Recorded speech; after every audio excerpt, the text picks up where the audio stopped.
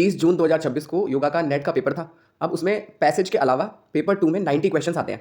उन 90 में से मेरे को लगभग 70 के आसपास याद आ गए, तो उन 70 को तो अपन डिस्कस अभी कर लेंगे। फिर जब आंसर की आएगी तो दोबारा से एक बार सारे क्वेश्चंस को ऑप्शंस के साथ में फिर से देखेंगे। 27वां प्रश्न है, आसनों के दौरान कौन से एंटेरोसेप्टर्स सक्रिय होते हैं? तो आसनों के दौरान स्मेल का कोई लेना देना विशेष है नहीं, और मसल फाइबर जरूर आएगा, क्योंकि जब हम आसन करते हैं तो हमारी बॉडी को उस पोस्चर में मेंटेन रखने के लिए बहुत सारे मसल फाइबर्स स्ट्रेच होते हैं और अपना अपना काम करते हैं। बस इतना भी अगर पता था तो एलिमिनेशन मेथड से आपने क्वेश्चन सही कर दिया होगा। फिर अगला प्रश्न था, मस्तिष्क के भागों को क्रमबद्ध करो। तो सबसे पहले तो फ्रंटल, फिर सेंट्रल, फिर पेराइटल, फिर पैरिटो ऑक्सीपिटल और लास्ट में ऑक्सीपिटल। अगला प्रश्न है, वेगस नर्व किस प्रकार तनाव को शांत करती है? तो देखो, उद्दीपन से कभी भी तनाव शांत नहीं हो सकता, भले ही वो ऐसे नोड का उद्दीपन हो, एवी नोड का हो या हृदय की मांसपेशियों का हो। तो आंसर अपने आप ही पता चल गया, ऐसे नोड को रिलैक्स करके ही वेगस नर्व तनाव को शांत करती है। ये प्रश्न ध्यान बिंदु उपनिषद से आया था, जहाँ पूछा गया था ध्यान बिंदु उपनिषद के अनुसार परमपद क्या है? तो ध्यान बिंदु उपनिषद के शुरुआती श्लोकों में ही कहा गया है कि ओम यानी बीज अक्षर से परे बिंदु है, बिंदु से परे नाद है, और जब नाद बीजाक्षर में विलीन हो जाता है तब निशब्द अवस्था उत्पन्न होती है, जिसे परमपद कहते हैं। तो परमपद क्या है? निशब्द। अगला प्रश्न शिव संहिता से है, महामुद्रा की विधि क्या है? तो महामुद्रा कहीं भी हो, हमेशा ही बाईं एड़ी को पायु मूल में लगाना है। बस इतनी सी बात पता होने से ये क्वेश्चन सही हो जाता। अगला प्रश्न है, योग तत्व उपनिषद में वक्ता कौन है?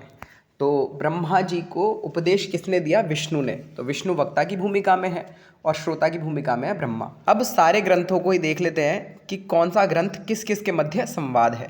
तो कठ उपनिषद नचिकेता और यम के मध्य संवाद है। प्रश्न उपनिषद पिप्पलाद और अन्य 6 ऋषियों के मध्य संवाद है। मुंडक उपनिषद शौनक और अंगी ऋषि के मध्य संवाद है। तैत्तिरीय उपनिषद वरुण और भृगु के मध्य संवाद है। बृहदारण्यक उपनिषद गार्ग्य बालाकी और अजातशत्रु के मध्य संवाद है। ये एग्जाम में आया हुआ क्वेश्चन भी है। इसके अलावा याज्ञवल्क्य और गार्गी का संवाद भी है, याज्ञवल्क्य मैत्रेयी का संवाद भी है, और याज्ञवल्क्य और जनक के मध्य संवाद भी बृहदारण्यक उपनिषद में ही है। फिर आगे है त्रिशिकी ब्राह्मण उपनिषद आदित्य और त्रिशिकी ब्राह्मण के मध्य संवाद है। योग तत्व उपनिषद विष्णु और ब्रह्मा के मध्य संवाद है। योग बीज और शिव संहिता शिव और पार्वती के मध्य संवाद है। घेरण संहिता घेरण ऋषि और राजा चंडकपाली के मध्य संवाद है। वशिष्ठ संहिता वशिष्ठ मुनि और उनके पुत्र शक्ति के मध्य संवाद है। योग वशिष्ठ वशिष्ठ और राम के मध्य संवाद है। और मुक्ति को उपनिषद श्री राम और हनुमान के मध्य संवाद है। और श्रीमद् भगवद गीता अर्जुन और कृष्ण के मध्य संवाद है। अगला प्रश्न है, बौद्ध दर्शन के सुत्त पिटक में कितने निकाय हैं? तो रटने का सवाल था। 5 निकाय हैं। बौद्ध दर्शन में त्रिपिटक हैं, यानी 3 पिटक हैं।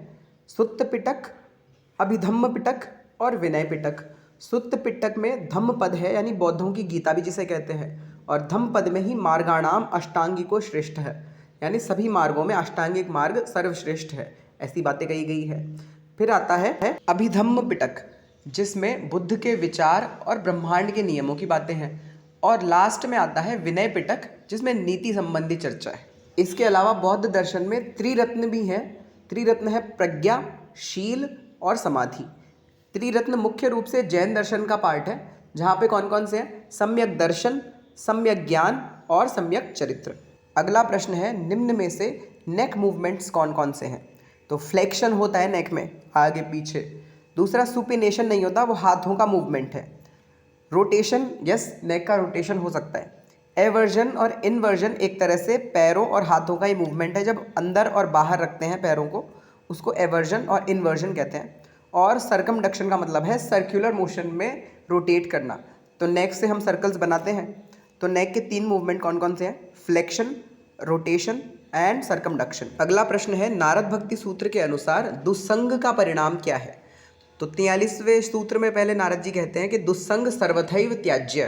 फिर बताते हैं काम क्रोध मोह स्मृति भ्रंश बुद्धिनाश सर्वनाश कारणत्वात्। तो मनोनाश या मननाश कहीं पे भी लिखा हुआ नहीं है, तो मननाश गलत है, बाकी तीनों सही है। अगला है, योग चूड़ामणि उपनिषद के अनुसार कौन से सही लाभ हैं? आसनों से दृढ़ता आती है, ऐसी बात नहीं मिलती है योग चूड़ामणि में। आसनों से रोगों का नाश होता है, ये बात है योग चूड़ामणि में और गोरख संहिता में, जहाँ कहा गया है कि आसनेन रुजाम हंति प्राणायामेन पातकम, मतलब आसनों से दृढ़ता आती है और प्राणायाम से पातक नष्ट हो जाते हैं। प्रत्याहार से मानसिक विकार नष्ट होते हैं, धारणा से धैर्य आता है और चैतन्यता प्राप्त होती है। अब ये जो है ना दो, आसन से दृढ़ता और षट कर्म से शोधन, पहली बात तो षट कर्म योग चूड़ामणि में है ही नहीं। षट कर्म सिर्फ 3 ही ग्रंथों में है, घेरण संहिता, हठ प्रदीपिका और हठ रत्नावली। तो घेरण संहिता से उठाया है ये क्या, षट कर्मणा शोधनम आसनेन भवेद दृढ़म, आसनों से दृढ़ता आती है घेरण संहिता के हिसाब से, और षट कर्मों से शोधन होता है पर योग चूड़ामणि के हिसाब से नहीं, घेरण संहिता के हिसाब से। अब अगला सवाल है सूची 1 और सूची 2 का मिलान करें। तो पाँव से जानू, जानू से पायु, हृदय से भ्रूमध्य और भ्रूमध्य से मूर्धांत, क्रमशः पृथ्वी, जल, वायु और आकाश का स्थान है, भले कोई भी ग्रंथ हो। पर ऐसी बातें 2 जगह ही है, एक तो वशिष्ठ संहिता में और दूसरा योग तत्व उपनिषद में। अगला प्रश्न बृहदारण्यक उपनिषद से है। तो बृहदारण्यक उपनिषद के अनुसार सही कथनों का चुनाव करना है। तो वहाँ 3 प्रकार के अन्न बताए थे, वाणी, मन और प्राण। तो वाणी अगर पृथ्वी है तो मन अंतरिक्ष है और प्राण स्वर्ग है। वैसे ही वाणी ऋग्वेद है, मन यजुर्वेद है और प्राण सामवेद है।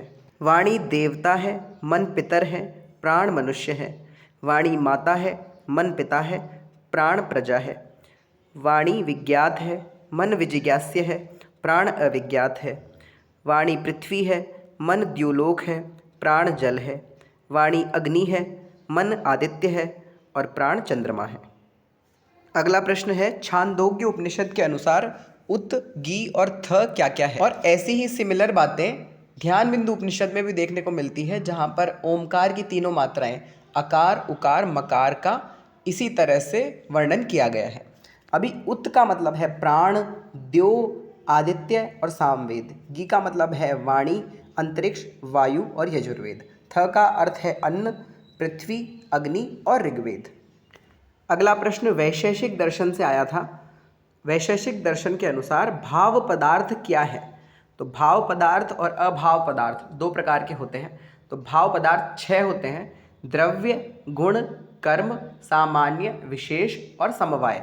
एग्जाम में सिर्फ 3 ही ऑप्शन थे, द्रव्य, गुण और कर्म, तो ये तीनों सही आंसर है। अब अगर आप दिसंबर 2026 में नेट के लिए अपीयर होने का सोच रहे हो और समझ नहीं आ रहा कि शुरू कहाँ से करें, क्या स्ट्रैटेजी अपनाएं, या फिर आपने अब की बार पेपर दिया था पर आप कॉन्फिडेंट नहीं हो कि अब की बार सिलेक्शन हो जाएगा या नहीं, तो अभी से अपनी प्रिपरेशन स्टार्ट कर दो। और अगर आपको कम से कम समय में टू द पॉइंट पढ़ाई करके JRF क्रैक करना है, तो ये हमारी टीम का फ़ोन नंबर है, इस पर आप कॉल करके एक स्ट्रैटेजी कॉल बुक कर सकते हो। और पेपर 2 योग के लिए हमारा फुल फ्लेजेड कोर्स भी अवेलेबल है, जिसका गूगल ड्राइव लिंक आपको मिलेगा, जिसमें audios, PDFs, images, comparative study notes, short tricks और लास्ट मोमेंट के लिए एक रिवीजन कैप्सूल मिलेगा, जिससे एग्ज़ाम का जो प्रेशर है उसमें भी आप बहुत बेहतरीन प्रिपरेशन कर सकते हो और एक ही अटेम्प्ट में JRF क्वालिफाई कर सकते हो। तो इस नंबर पे फ़ोन करके आज ही अपना स्ट्रैटेजी कॉल बुक करो।